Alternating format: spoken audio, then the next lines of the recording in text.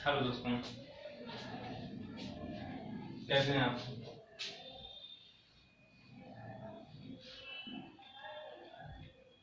जैसा कि दोस्तों मैं हर वीडियो में आप लोगों को बता रहा हूँ कि टेट का नोटिफिकेशन आ चुका है।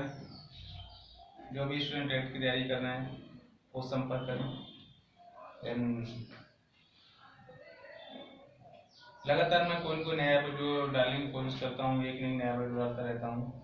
तो किसी क्वेश्चन में मुझे कुछ ऐसी सूचना मिली है कि इसी चैप्टर को और आगे लेके चलें, क्योंकि अभी तक मैंने जितने भी क्वेश्चन करवाए हैं वो सब इजी बेस में कराए हैं, जीरो लेवल से लेके चला हूँ, जिससे इसका कारण ये था कि जिसे नहीं आते हैं वो भी अच्छी तरीके से सीख सकें। तो इसी के लिए या इसी माध्यम से जो चैप्टर मैंने आपको कराया है, एक भिन्न का चैप्टर कराया था जिसमें 2-3 क्वेश्चन मैंने बताए थे भिन्न के लिए। आज भी भिन्न के बारे में ही बात करते हैं। कुछ क्वेश्चंस जो बर्ड प्रॉब्लम से रिलेटेड हैं। अभी तक हमने जो क्वेश्चंस किए हैं सिर्फ भिन्न रखी हुई थी, आज बर्ड प्रॉब्लम से रिलेटेड क्वेश्चंस आ रहे हैं। तो आप लोग जरा ध्यान से देखें और समझे क्वेश्चन को, क्योंकि मैं पूरा क्वेश्चन नहीं लिखूंगा। अगर पूरा क्वेश्चन लिखूंगा तो काफी टाइम लगेगा, तो पूरा क्वेश्चन न लिख करके मैं जो लिख रहा हूँ उसे बोल भी रहा हूँ, आप लोग जरा ध्यान से देखिएगा कि क्या कह रहा है। इसमें बताया किसी संख्या का 1/3 यदि 75 है, यदि किसी संख्या का 1/3, क्वेश्चन ने बोला है 1/3 यदि 75 है, 75 है तो उसी संख्या का कौन सा हिस्सा 45 होगा। भाई यहाँ पे हमसे पूछा गया कौन सा हिस्सा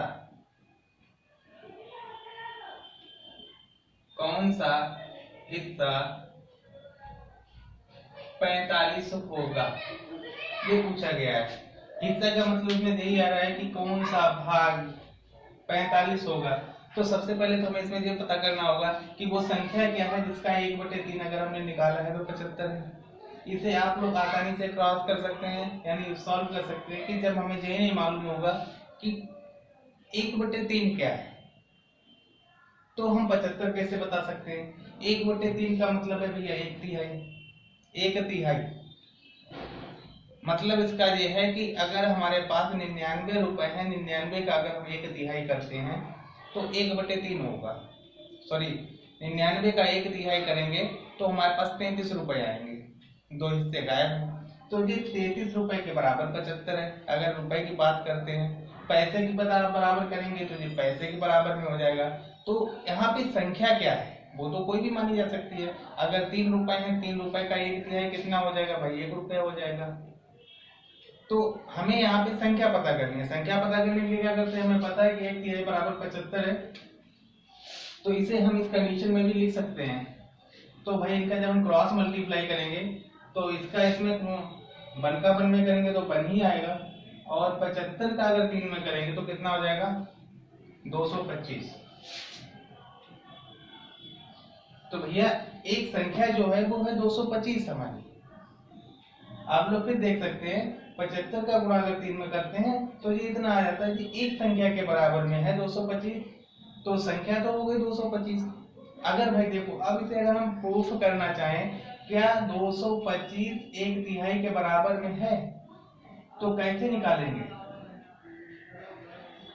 1/3 कैसे इसे निकाल सकते हैं।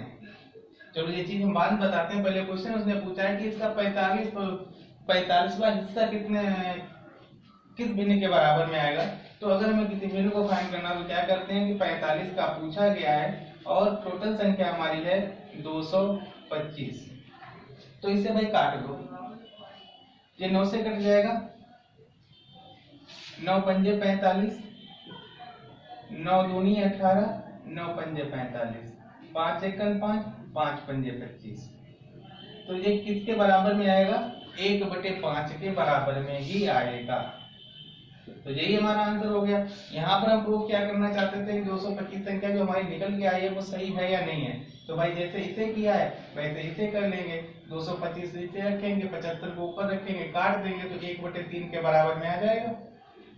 क्वेश्चन सॉल्व हो गया। उम्मीद करता हूँ आप लोगों को समझ में आया होगा। नेक्स्ट क्वेश्चन की तरफ बढ़ते हैं। नेक्स्ट क्वेश्चन कह रहा है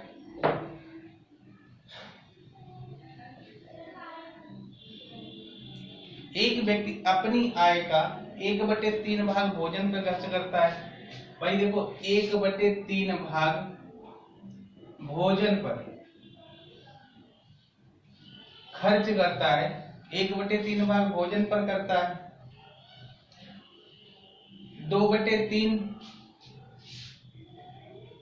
2/3 मकान का किराया देता है, मकान के किराए पे खर्च करता है, और 1/5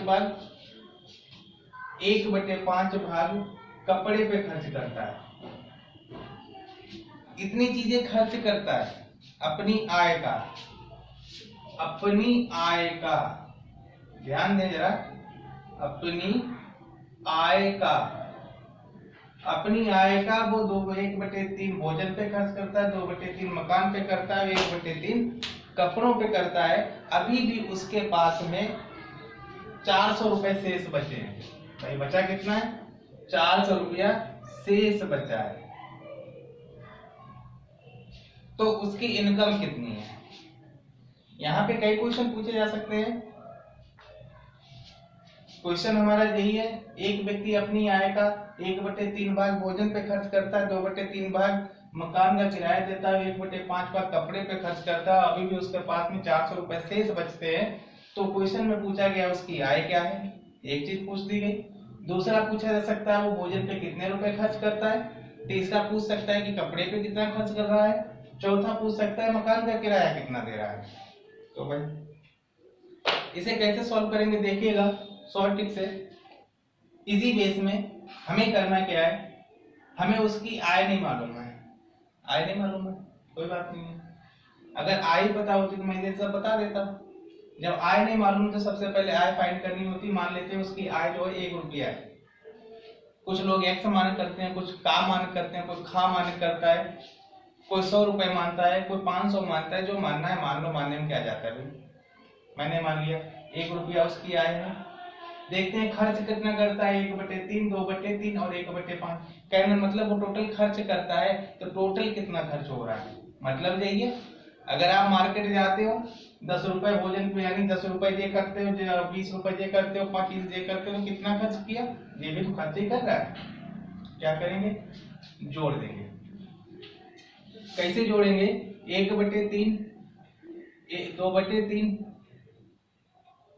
और 1/5 यह कल हमने इस चैप्टर में बताया था क्या करना होता है। सबका एलसीएम लेना, तो एलसीएम तो आ जाएगा 15। एलसीएम क्या होता है मैं बार बार बताने की यही कोशिश करता हूँ कि आप लोग एलसीएम में कंफ्यूज हो जाते हैं। एलसीएम क्या होता है? नंबर एक चीज तो आप लोग ध्यान रखें, एलसीएम कभी भी एक संख्या का नहीं निकाला जा सकता। एक संख्या का सिर्फ और सिर्फ होता है गुणनखंड।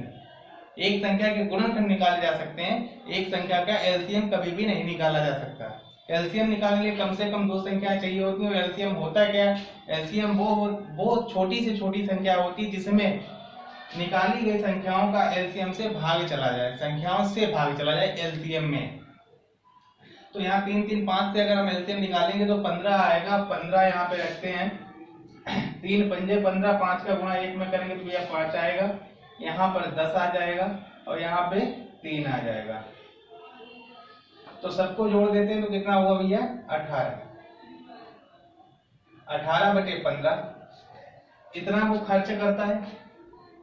इसे हम छोटा भी कर सकते हैं अगर चाहें तो, काट लें।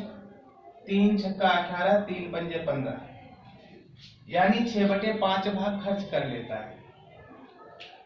तो बचाता कितना है? कौन सा भाग बचता है? तो कौन सा भाग बचने के लिए उसकी आय कितनी है भाई? 1 रुपया हमने मान रखी थी, माना आय 1 रुपया।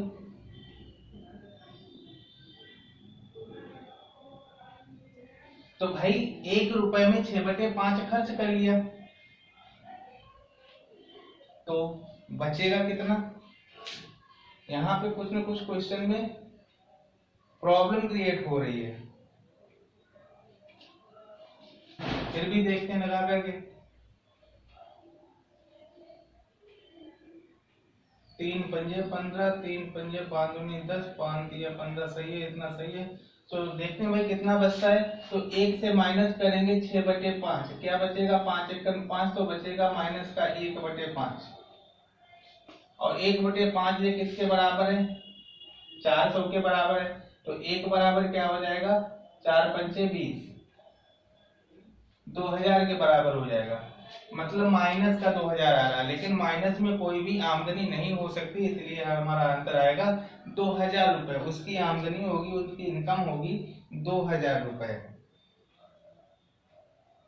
उम्मीद करता हूं आप लोगों को क्वेश्चन समझ में आ रहा होगा।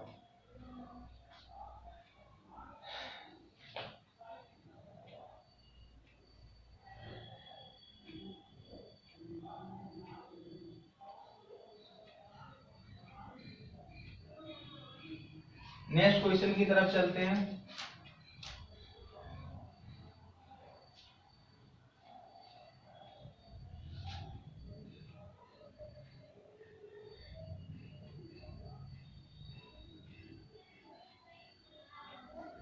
इस तरीके का क्वेश्चन आप लोग करने की कोशिश करें।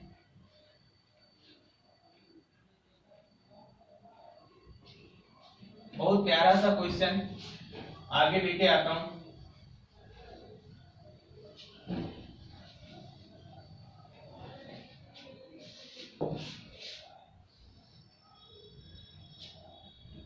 ध्यान दें, किसी छड़ी का 1/10 भाग, 1/10 भाग लाल है, 1/20 भाग नारंगी है, 1/30 भाग पीला है, 1/40 भाग हरा है, और 1/50 भाग नीला है, 1/60 भाग काला है।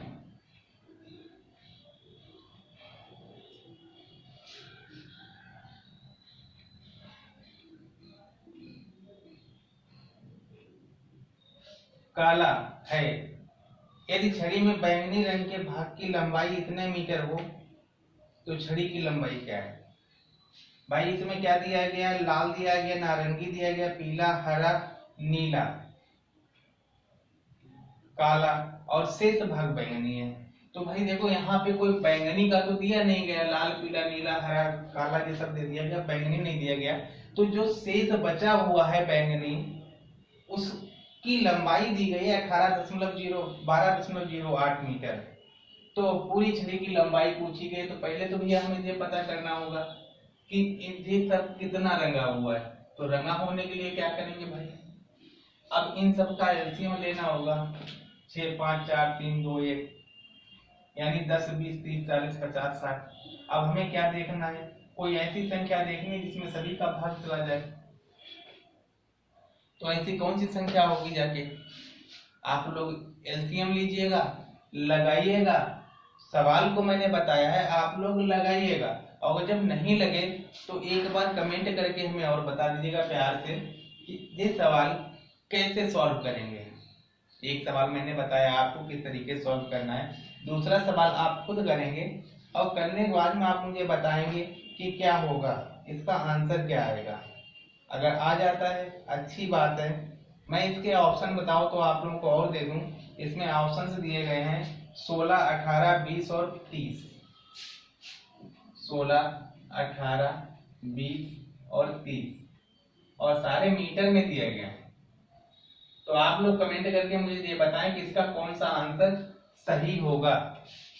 लगाइएगा, नहीं आया तो आप मुझे बताइएगा कि आप इसे किस तरीके से लगाएंगे। जब नहीं लगे तो बताइएगा, मैं इसे फिर यानी बताने की कोशिश करूंगा और आपको बताऊंगा।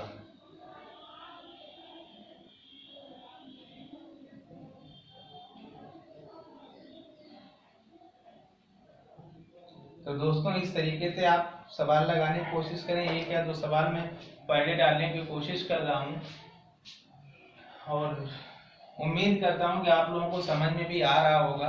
अगर नहीं आ रहा है तो कमेंट बॉक्स में कमेंट करके जरूर बताएं, समझ में आ रहा है तब भी बताएं, अगर अच्छा लग रहा है तब भी बताएं, नहीं अच्छा लग रहा है तब भी कुछ नहीं तो गाली ही दे दिया करो। तो ये मैं इसीलिए वीडियो बनाने की कोशिश करता हूँ, अच्छी तरीके से वीडियो बनाने की कोशिश करता हूँ, अच्छी तरीके से सोच रहा हूँ कि आप लोगों के समझ में आए और आप लोग जो भी मिलना चाहते हैं, कमेंट करना चाहते हैं तो प्लीज़ वीडियो को लाइक, सब्सक्राइब, कमेंट, शेयर जो भी करना चाहते हैं आप बेशक कर सकते हैं। शाम को एक वीडियो और बनाने की कोशिश करूँगा और शायद उसमें वर्क एंड टाइम के कुछ क्वेश्चंस होंगे। मैंने पहले सोच रखा था कि मुझे कौन सा सवाल आपको यानी कब कराने हैं, कौन से ज़्यादा एग्जाम में पूछे जाते हैं, तो वर्क एंड टाइम का 1 या 2 क्वेश्चन जरूर आता है। सबसे ज़्यादा आपके आते हैं SI और CI से, सिंपल इंटरेस्ट यानी साधारण ब्याज और चक्रवृद्धि ब्याज। तो उसके भी मैं वीडियो बहुत जल्दी अपलोड करने वाला हूँ, हो सकता है 2-3 दिन में मैं अपलोड कर दूँ, लेकिन आज एक वीडियो और अपलोड किया जाएगा जो होगा हमारा वर्क एंड टाइम से। तो चलिए तब तक के लिए धन्यवाद और आप लोग शेयर करिएगा, सब्सक्राइब करिएगा और प्यारे से कमेंट और दीजिएगा भाई। थैंक यू भाई।